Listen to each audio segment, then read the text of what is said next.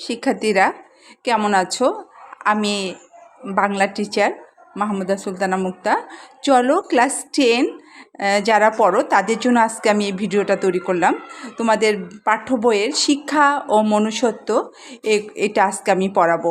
মনোযোগ সহকারে যদি তোমরা এটা শোনো তাহলে তোমাদের পড়ার সুবিধা হয়ে যাবে বলে আমি মনে করি। তো চলো যাই, আজকে আমরা পড়ি শিক্ষা ও মনুষ্যত্ব। জাস্ট পুরো গল্পটার সার অংশটা আমি বুঝিয়ে দিব। তোমরা যদি এটা একটু শোনো তাহলে তোমাদের পড়াটা অনেক সহজ হয়ে যাবে। তাহলে শিক্ষা ও মনুষ্যত্ব কে লিখেছে জানো? মোতাহার হোসেন চৌধুরী। চট করে জেনে নিয়ে উনি কত সালে জন্মগ্রহণ করেন? মোতাহার হোসেন চৌধুরী 1903 সালে কুমিল্লায় জন্মগ্রহণ করেন এবং তার পৈতৃক নিবাস হচ্ছে নোয়াখালী জেলার কাঞ্চনপুর গ্রামে। ঠিক আছে। প্রমোদ চৌধুরীর প্রভাব লক্ষণীয় তার আমলে। মূলত গদ্যকার হলো তিনি বেশ কিছু কবিতাও রচনা করেছেন।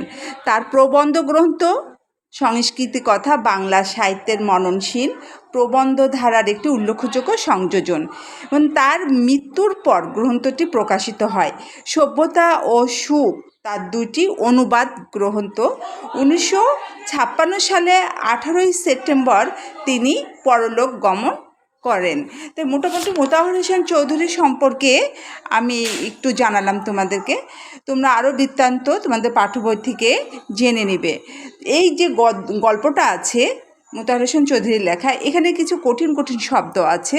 সেই শব্দের অর্থগুলো আমি তোমাদেরকে জানাচ্ছি।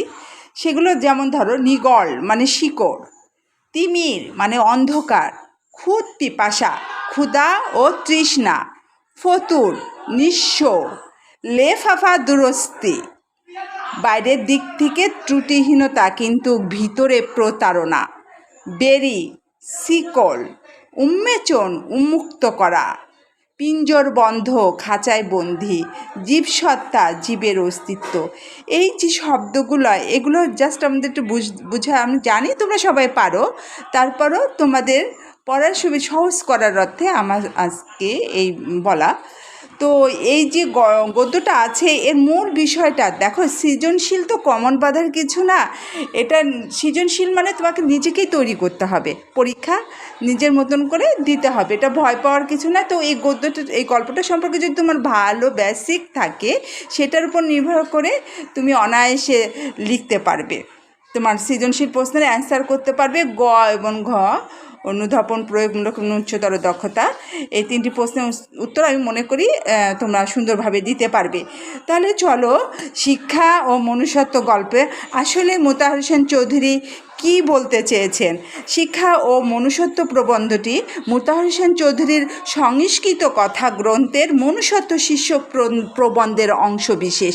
এই লাইনটা যে এই প্রবন্ধটি কোথা থেকে নেওয়া হয়েছে মোতাহার হোসেন চৌধুরী, এটা যদি তোমরা উচ্চতর দক্ষতার প্রশ্নের হেডলাইন করতে পারো, আমার মনে হয় এক্সামিনার এই লাইনটা দেখলে খুশি হবে। তারপরে মনে করো যে মোতাহার হোসেন চৌধুরী এই গল্পটাকে মানুষ যেটা বোঝাতে চেয়েছেন যে মানুষকে দুটি সত্তার মধ্যে ভাগ করেছে, যে মানুষের দুটি সত্তা আছে, একটি তার জীবসত্তা, অপরটি হচ্ছে মানব সত্তা বা মনুষ্যত্ব। জীবসত্তার প্রয়োজনে অন্ন বস্ত্রের চিন্তা থেকে মুক্তি এবং শিক্ষা লাভের মাধ্যমে মনুষ্যত্বের বিকাশ ঘটে। শিক্ষার ফলে মনুষ্যত্বের স্বাদ পেলে অন্ন বস্ত্রের সমস্যার সমাধানও সহজ হয়ে যায়। শিক্ষার আসল কাজ মূল্যবোধ সৃষ্টি, জ্ঞান দান নয়। জ্ঞান মূল্যবোধ সৃষ্টির উপায় মাত্র। শিক্ষা ও মনুষ্যত্ব প্রবন্ধে মোতাহার হোসেন চৌধুরী শিক্ষা ও মানবিক মূল্যবোধের সম্পর্ক চিহ্নিত করেছে। জ্ঞান ও অন্তরের মুক্তির মাধ্যমে ব্যক্তিকে মনুষ্যত্বভাবে উন্নত হওয়ার শিক্ষা দেয়। তাহলে শিক্ষার্থীরা তোমরা বুঝতে পেরেছ যে শিক্ষা ও মনুষ্যত্ব গল্পের মূল বিষয়বস্তুটা। তোমার পাঠ্যবইটা তুমি আরও ভালো করে পড়ো, আমি মনে করি এটার উপর বেসিক নিয়ে তোমরা যে কোনো সৃজনশীল লিখতে পারবা। আজকে এই পর্যন্ত, আল্লাহ হাফেজ।